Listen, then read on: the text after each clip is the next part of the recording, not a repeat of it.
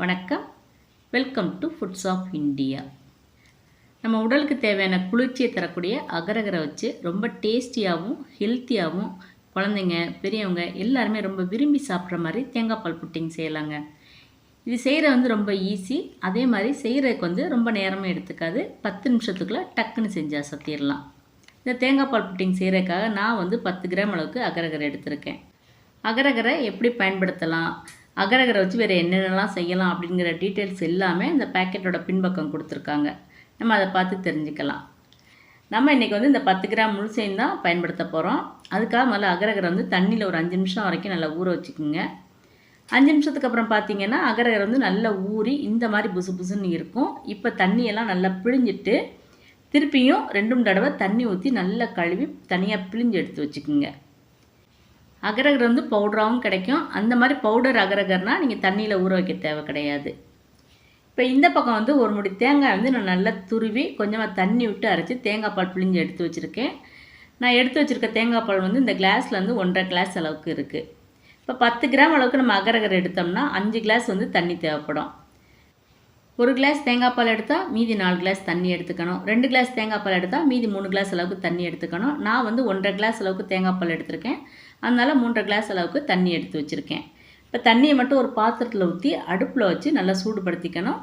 தண்ணி சூடானதுக்கப்புறம் நம்ம ஊற வச்சு எடுத்து வச்சுருக்க அந்த அகரகரை அதில் சேர்த்து நல்லா கரண்டினால் கிளறி விட்டுட்டே இருக்கணும். அகரகரை நல்லா கரைஞ்சி வர வரைக்கும் நம்ம கலந்து விட்டுட்டே இருக்கணும்.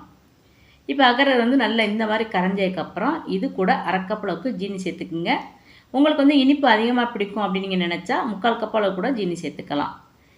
இப்போ ஜீனியும் நல்லா கரைஞ்சி வரணும். அது வரைக்கும் கரைஞ்சாலும் நல்லா கைவிடாமல் கிளறிட்டே இருங்க.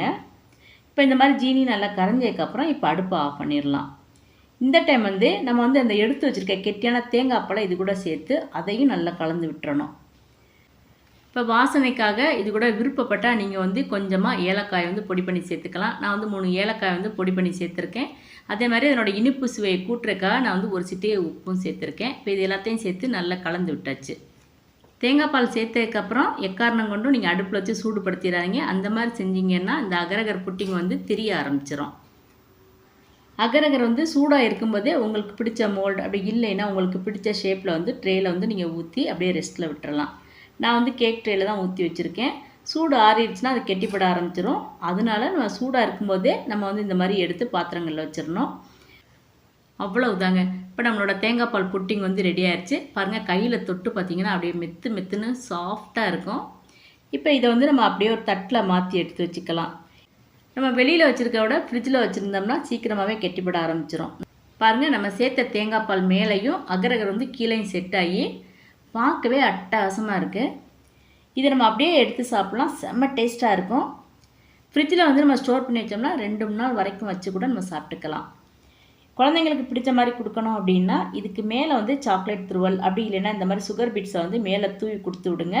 குழந்தைங்க பார்த்த உடனே அடம் பிடிச்சி கேட்டு வாங்கி சாப்பிட ஆரம்பிச்சிருவாங்க. அந்த அளவுக்கு அட்ராக்ஷனாகவும் இருக்கும், செம்ம டேஸ்ட்டாகவும் இருக்கும்.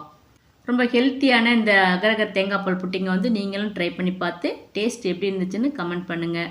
இந்த வீடியோ உங்களுக்கு பிடிச்சிருந்தேன்னா மறக்காமல் நம்மளோட ஃபுட்ஸ் ஆஃப் இந்தியா சேனலை சப்ஸ்கிரைப் பண்ணிடுங்க.